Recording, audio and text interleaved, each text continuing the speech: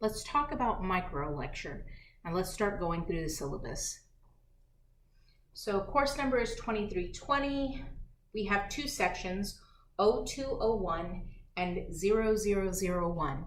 If you are in 0201, that's the face-to-face class where you actually come to Alice campus. If you are in 0001, then you are exclusively an online student.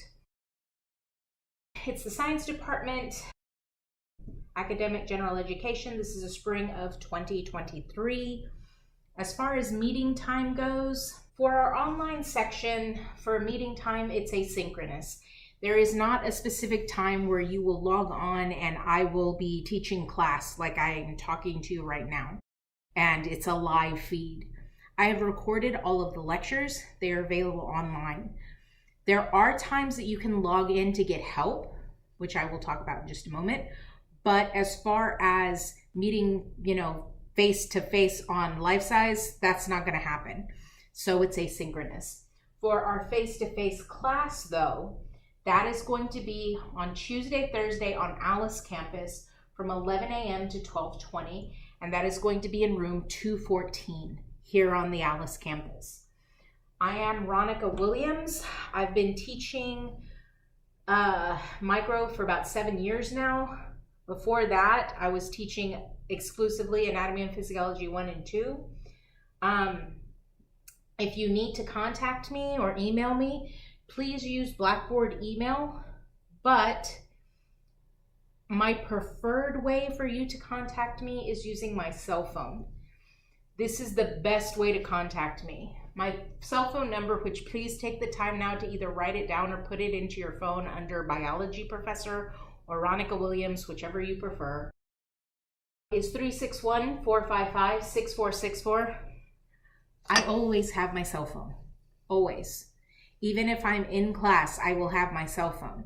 Now, I'm not going to guarantee that if I'm in class, I will text you right then, right there, but I will text you faster than I will email you back or respond to an email. If you want a response within a few minutes to a couple hours, text me. If you want a response in a couple weeks, email me. I'm terrible about checking my email. I'm not going to fib to you about that. I'm terrible about checking my emails.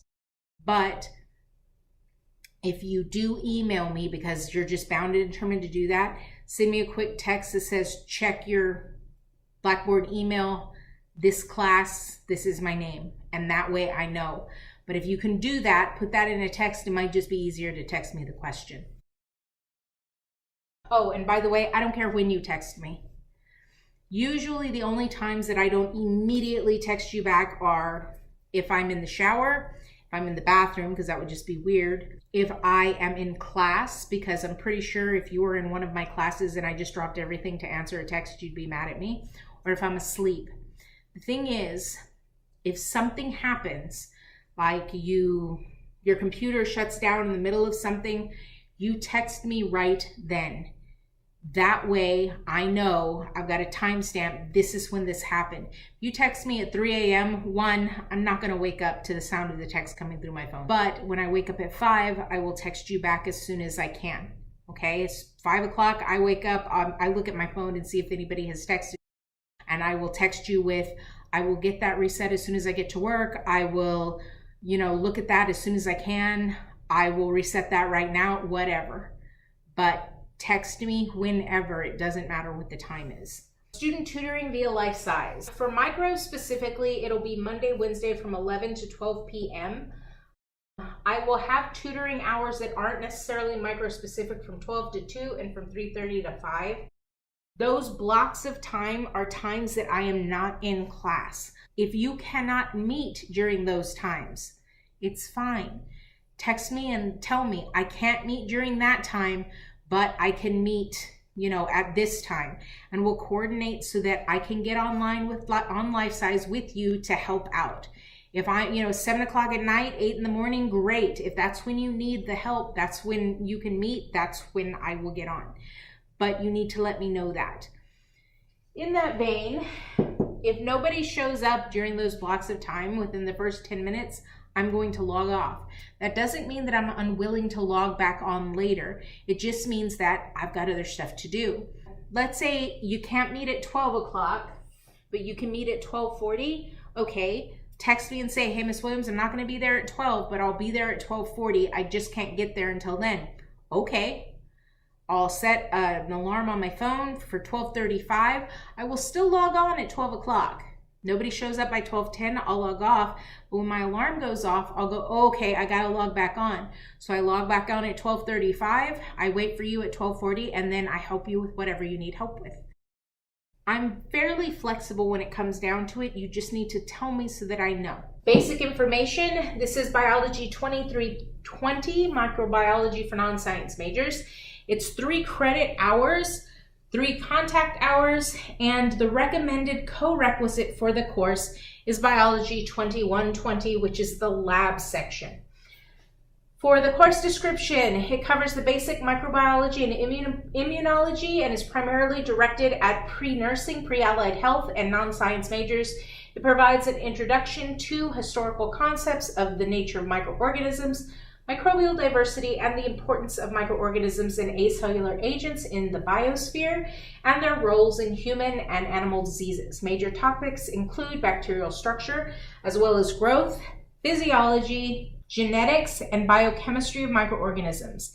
Emphasis is on medical microbiology, infectious diseases, and public health. When you complete the course, you should be able to describe distinctive characteristics and diverse growth requirements of prokaryotic organisms compared to eukaryotic, provide examples of the impact of microorganisms on agriculture, environment, ecosystems, energy, and human health, including biofilms, which are really important when it comes to hospitals, distinguish between mechanisms of physical and chemical agents to control microbial populations, explain the unique characteristics of bacterial metabolism and bacterial genetics, describe evidence of evolution of cells, organelles, and major metabolic pathways from early prokaryotes, and how phylogenetic trees reflect those evolutionary relationships, compare characteristics and replication of acellular infectious agents, things like viruses and prions that aren't cells at all, with characteristics of and reproduction of cellular infectious agents. Those are going to be the prokaryotes and the eukaryotes. Describe the functions of the host's defenses and the immune system in combating infectious diseases and explain how immunizations protect against specific diseases. Explain transmission and virulence mechanisms of cellular and acellular infectious agents. The required textbook and materials. With all-inclusive access, which you paid for if you paid your tuition and didn't opt out of it, gives you online access already, as if you've already paid for it, to McGraw-Hill Connect and to an ebook of your textbook. So you don't have to go out and buy anything at this point. If you want to, my suggestion would be to go to the Connect website, the one that you need to go to register for my class. If you look on the left-hand side, there is a loose leaf version of the book. That version of the book is going to be cheaper probably than any bookstore that you will find it. If you want to buy an older edition of the book, that is also perfectly fine if you just want to have a hard copy in your hands. If not, use the ebook. You've already paid for it. For McGraw-Hill Connect, it is essential you use your CBC email.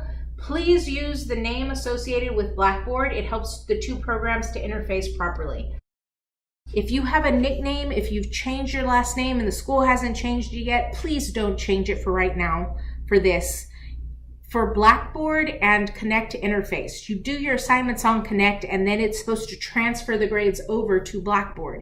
If it is a different name, sometimes it doesn't work and your grades don't transfer. If at all possible, use your CBC email because that also helps to kind of find the right person. So please do that for me if you don't mind. Also, keep track of what you use as your username and your password, because a lot of people have used McGraw-Hill Connect in the past and they end up with multiple accounts because they forget and then they just use what they used in another class. That opens a whole separate account. Don't do that. Use one thing and keep track of that. Course outline and agenda. these are the dates and what we are planning on doing. And if you look, there are colors here that are highlighted. If you go down to the bottom, you'll also notice, that there are red dates. These are important dates with important things that you need to take care of. If you look, you will notice that you've got orange meaning assignments open, yellow meaning that your assignments are due, green is when the exam opens, red is when they are due. I do reserve the right to change the dates if circumstances dictate that, and it'll be announced in Blackboard.